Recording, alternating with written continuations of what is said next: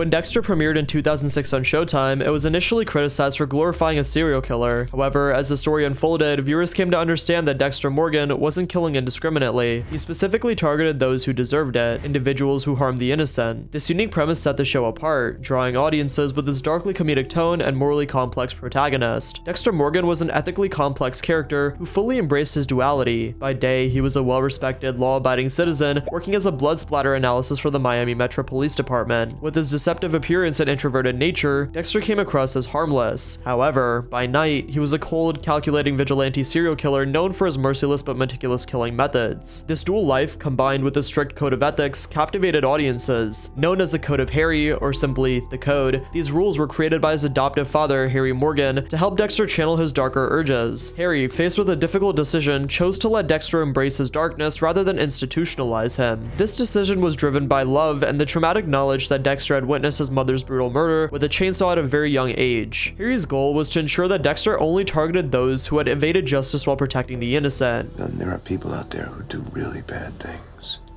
and the police can't catch them all. Do you understand what I'm saying?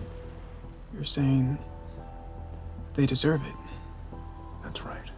While one may question Harry's judgment in allowing his son to act on these urges, the show presented this as a morally complex decision, forcing viewers to grapple with their own sense of morality. The series was based on Jeff Lindsay's novel Darkly Dreaming Dexter, although it diverged significantly after the first season. In the books, Dexter is portrayed as a full-fledged sociopath, whereas the series adds a more human, lighthearted dimension to his character. Despite these changes, the show achieved groundbreaking success for its time. At its peak, Dexter attracted over 3 million viewers per episode, a remarkable achievement for a cable network. The show's first 4 seasons received exceptional ratings, with the final episode of season 4, featuring the iconic Trinity Killer arc, being the highest rated episode of the series. Dexter also earned critical acclaim, receiving multiple Emmy and Golden Globe nominations. Initially, Michael C. Hall was considered an unfit choice to portray Dexter by the book's author. However, Hall's masterful performance quickly silenced all doubts, earning the praise of both the author and the fans alike. His portrayal became iconic, and Dexter solidified itself as a cultural touchstone of the late 2000s. Unfortunately, this appreciation for the show did not last. It has become a widely accepted belief amongst Dexter fans that the show struggles to deliver satisfying endings. For example, the 8th season, which served as the final season of the original series, concluded in 2013. However, its ending left fans furious. In the series finale, Dexter fakes his death by driving his boat, the Slice of Life, into a hurricane and then randomly becomes a lumberjack. This ending was widely panned as one of the worst conclusions in TV history, even competing with the Game of Thrones finale. Fans and critics alike felt betrayed, citing lazy writing and an unsatisfying resolution to Dexter's arc. Adding to the frustration, Dexter underwent significant creative changes mid-series, which many argue derailed the show's original vision. The first 4 seasons, helmed by Clyde Phillips, focused on Dexter Morgan's struggle as a sociopath trying to balance his monstrous urges with his need to appear normal in society. However, after Phillips' departure at the end of season 4, the subsequent showrunners, Chip Johannesson and later Scott Buck, seemed to misunderstand the show's core appeal. The new creative direction shifted the focus to Dexter's nemesises, such as the Trinity Killer, portrayed by John Lithgow. While Trinity was undoubtedly one of the most compelling villains in television history, later seasons leaned heavily on the big bad formula, sidelining the psychological depth and social commentary that defined the early seasons. This reliance on external antagonists diluted the show's exploration of Dexter's sociopathic nature and made the series feel repetitive and shallow. To make matters worse, the spin-off series Dexter New Blood was marketed as a chance to redeem the show's tarnished reputation. For most of its run, it seemed to be on the right track. The series explored Dexter facing consequences for his actions, including being caught for the first time and reconnecting with his estranged son Harrison. Fans were hopeful that the spinoff would deliver the ending the original series failed to provide. However, the finale of New Blood managed to make things even worse. After spending the entire season building up the idea of Dexter finally facing justice, the show derailed in its last 5 minutes again. Instead of allowing Dexter to be held accountable for his crimes, the writers chose to have Harrison kill him in a poorly justified twist. The reasoning for this was flimsy at best. Dexter killed someone Harrison considered a friend,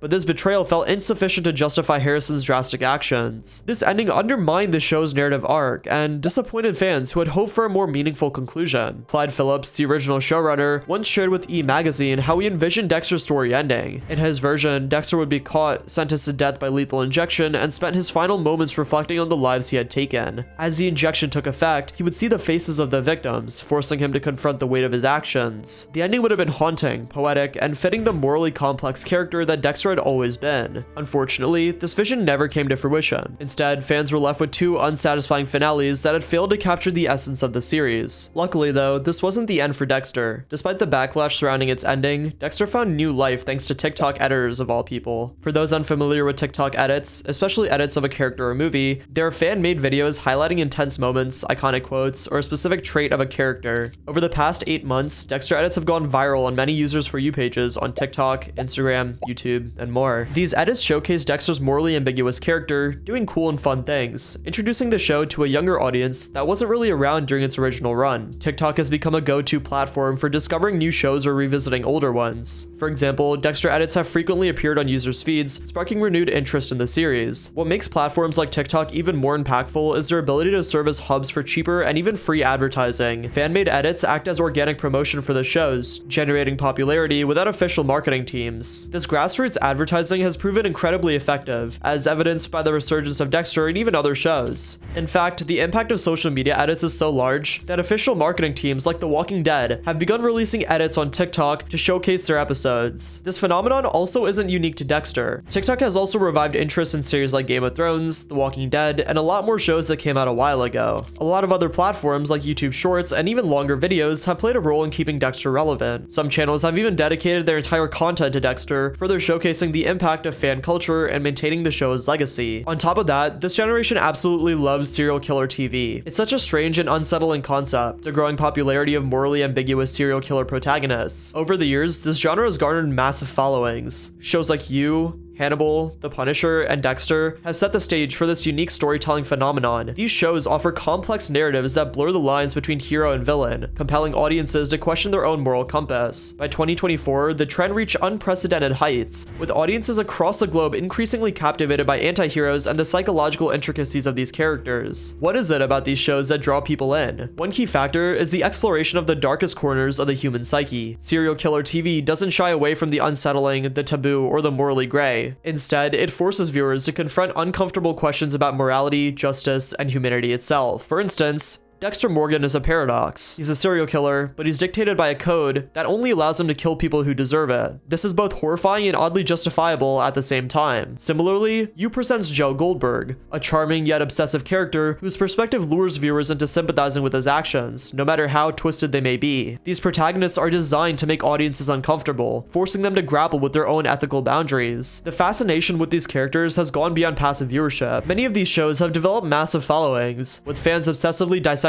every plot point and character motivation and philosophical undertone. Social media platforms like TikTok, Reddit, and YouTube have become the hubs for these fan discussions, edits, and theories, amplifying the cultural reach of these shows. One of the reasons for this genre's success lies in its ability to delve into psychological complexity. Audiences are naturally drawn to stories that explore what makes people tick, especially when it comes to behavior that deviates from societal norms. Serial killer TV takes this a step further by offering a voyeuristic glimpse into the lives of individuals who defy the moral order altogether. By presenting these killers as multi-dimensional characters with backstories, traumas, and even relatable qualities, these shows humanize them, creating a sense of empathy. By 2024, the genre reached new heights, with shows like Jeffrey Dahmer reigniting debates about the ethics of dramatizing real-life atrocities. While the show received criticism for its portrayal of actual victims, it also drew millions of viewers, showcasing the public's insatiable appetite for stories about human depravity. The rise of streaming platforms has played a significant role in popularizing serial killer TV. Services like Netflix, Hulu, and Amazon Prime have made it easier than ever for audiences to binge watch these dark, captivating narratives. Shows that might have struggled to find an audience on traditional networks have found second lives on these platforms, reaching global audiences and sparking new waves of interest. For example, You gained massive traction after being picked up by Netflix, transforming it from a modestly successful cable show into an international sensation. Dexter was rediscovered by younger audiences thanks to fan edits on platforms like TikTok and YouTube, proving that these stories have a lasting appeal across generations. With all the popularity that Dexter has been gaining on social media, the show's found a new lease on life thanks to its addition to Netflix. This strategic move has introduced the series to a wider audience, particularly Gen Z viewers, who may have missed it during its original run. The ability to binge watch the entire series has made it easier for newcomers to immerse themselves in Dexter Morgan's dark world, reigniting interest in the show and building anticipation for the spin-offs. The renewed popularity of Dexter prompted Showtime to greenlight 2 spin-offs, Dexter Original Sin and Dexter Resurrection. Original Sin, which is currently streaming on Paramount+,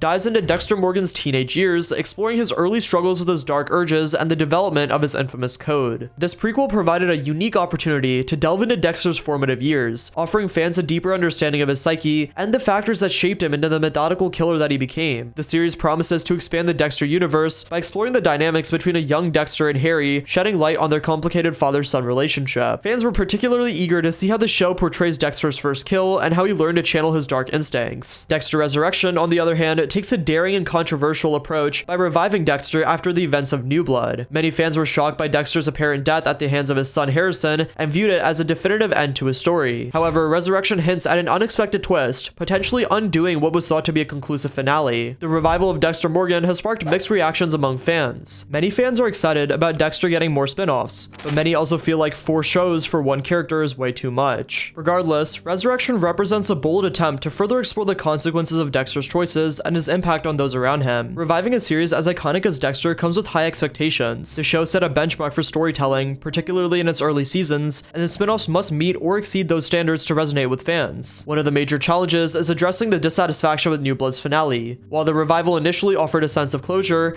its ending left many fans feeling conflicted. Both spin-offs must strike a delicate balance between honoring the original series and offering fresh, compelling narratives. The new shows have massive potential, further expanding the Dexter universe and attracting a broader audience. If executed well, these projects could solidify Dexter's legacy as one of the most influential TV series of all time.